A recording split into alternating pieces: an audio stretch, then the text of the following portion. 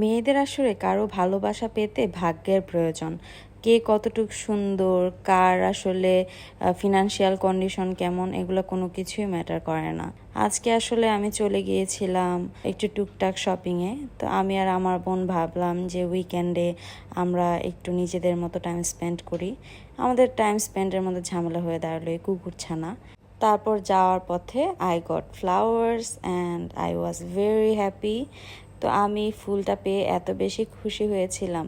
আসলে মানুষকে চাইলে দূর থেকেও ভালোবাসা যায়, আবার অনেক সময় মানুষ সারা দিন বা সব সময় কাছে থেকেও মানুষকে ভালোবাসতে পারে না। এটা হচ্ছে যার যার প্রায়োরিটি। তো যাই হোক, আজকে আমি খুবই বেশি হ্যাপি ছিলাম। তো ফ্লাওয়ারগুলো নিয়ে একটু ঢং করছিলাম।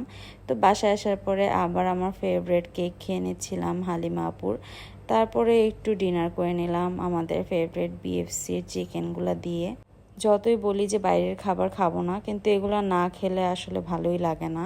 তারপর আমার ছোট বোনের বানানো চিপস ব্যাগ খেয়ে ঘুমিয়ে পড়লাম গাইস।